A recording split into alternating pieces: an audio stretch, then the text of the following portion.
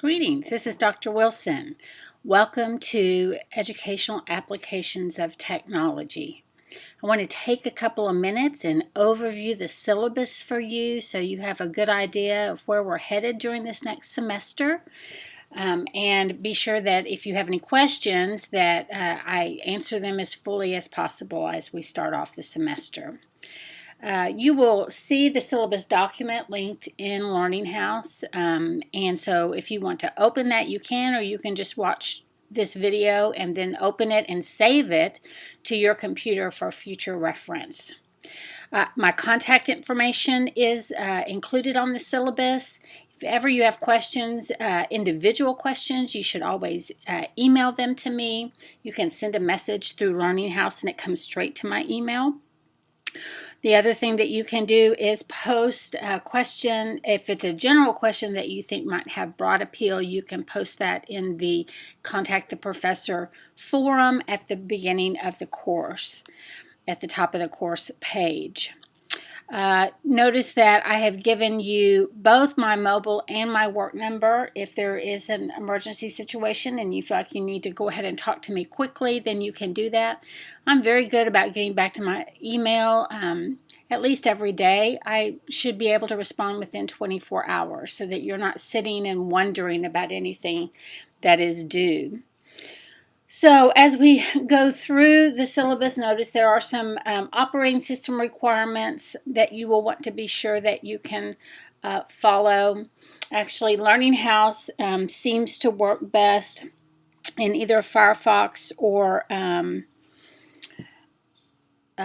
Google Chrome or Internet Explorer. Internet Explorer I think is their preferred, but I jump around on all kinds of browsers depending upon what I'm trying to get accomplished, and I even use Safari some. So there are course objectives. Remember, when you're thinking about comprehensive exams, we always tell you to go back and look at those course objectives. Maybe, keep this syllabus for that purpose. And you could come back and jot notes under each one of these objectives to talk about what you learned in the course, and that would be a great study guide for yourself. Then I've taken those different course objectives and aligned them with the assignments that we're doing in the course. And so you'll see under course requirements, I've made reference to which objectives we're addressing with each of the assignments so that you can see the curriculum alignment there. Also notice I quickly kind of sped through, but we are also addressing standards that help teachers.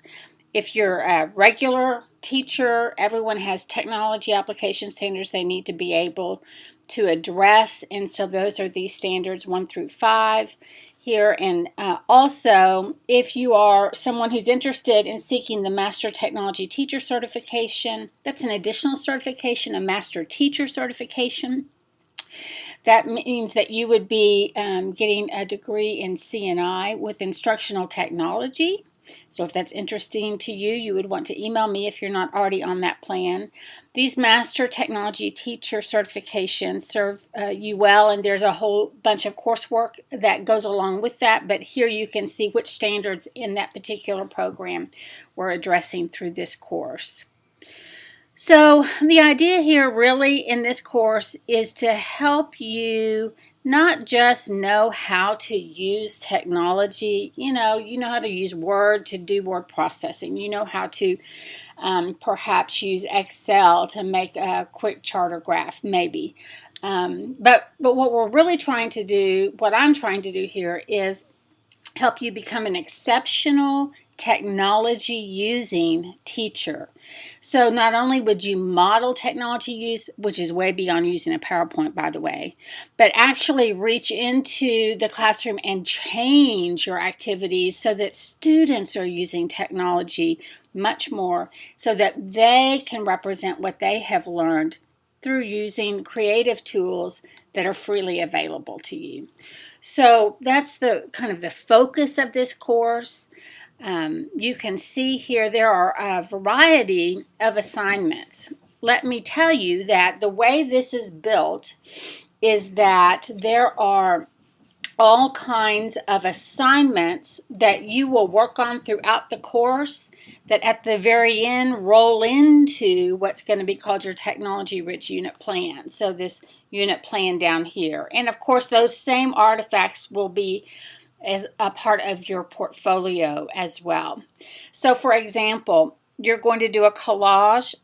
So I want you to think about using Word. Actually, the collage and the graphic organizers force you to think about using Word or any word processor in a different way besides writing papers, and that those things can also demonstrate learning. So those tools will help you. You will start a Delicious account and keep a scrapbook of resources.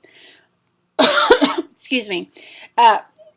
Or very early on, begin to collect these resources, and all these resources are things that I hope would go into your unit plan. They're things that you may use later.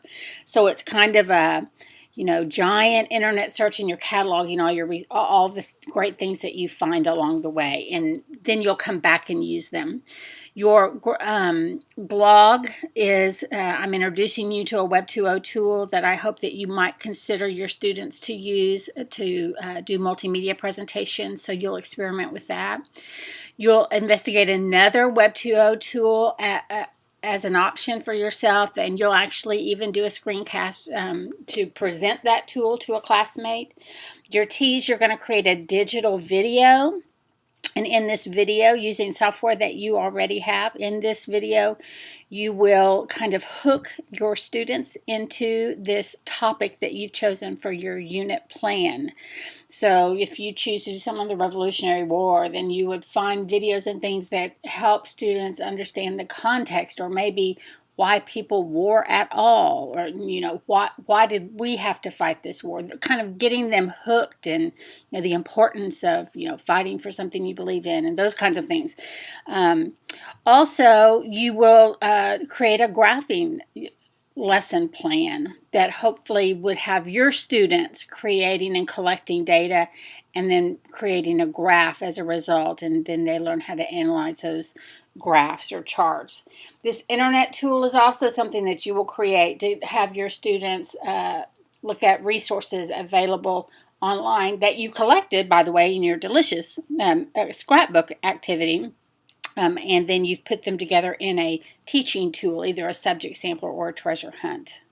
So all those things work together for you toward your unit plan.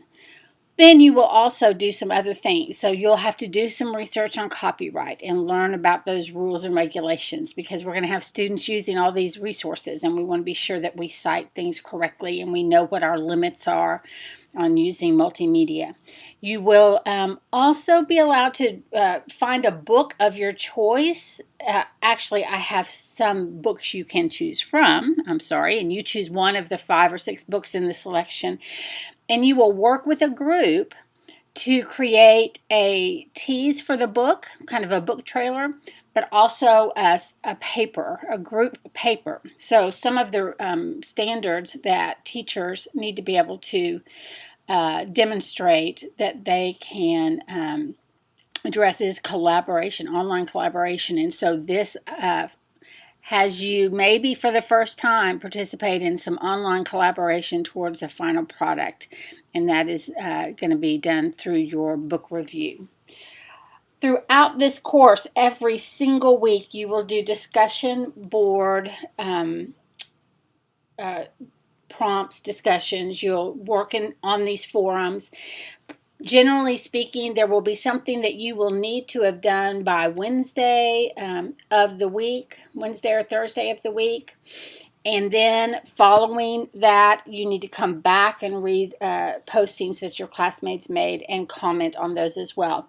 So read carefully in each of the discussion board threads and see what the requirements are. But know that there will be an early on posting that you need to do during the week. So don't decide, I'm not going to pay attention to this till the weekend. Know that by midweek there will be something required of you. And then you will do follow-up. Really, some of these discussions have been some of the richest part of the course, because I find it's important for students to learn not just from me, but from each other.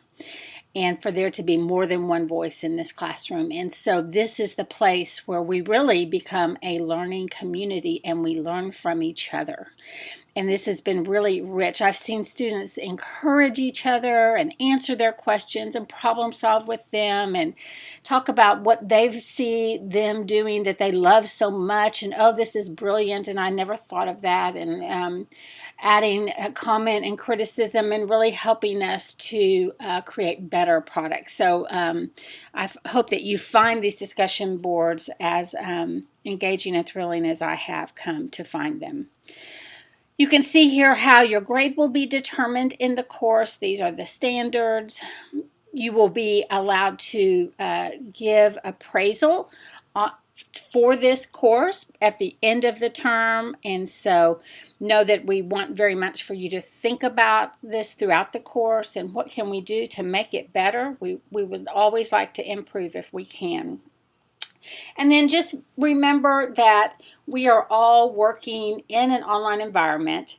One of the great things about Learning House is that it does have a way when you're posting comments and feedback to add some of those emotion symbols. It's sometimes hard for us to read into people's comments, whether they're smiling and they're kidding or they're serious or, they're sad or, oh, this is an unfortunate mistake, I'm so sorry, So remember to use those emotive symbols as you feel you might need to kind of add meaning to your statements. So this is really all that you need to know at this point, I believe. There is a place at the end of this document for you to read very carefully over the policies and procedures. General attendance, you must log on every week, and in fact, it's best if you always log on by Wednesday of each week and begin to look at the requirements. There is a document. This document at the end gives you an overview of all the dates. There's a course calendar. See all the outline and dates of things due. There's a course calendar in Learning House that you can look at that tells you when assignments are due, not necessarily the forums, but remember forums are due, midweek and end week every week. So keep up with things as best you can. Follow me on Twitter if you would like to. I often find resources and then tweet them out, and you can be a recipient on that end. And then I will begin to collaborate with you and see you on the boards, hopefully interacting with your classmates.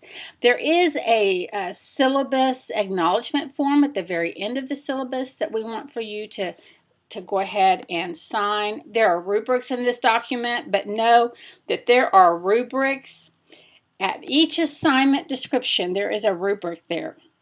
If I were you, I would not submit an assignment without really scrutinizing what I have done against the rubric.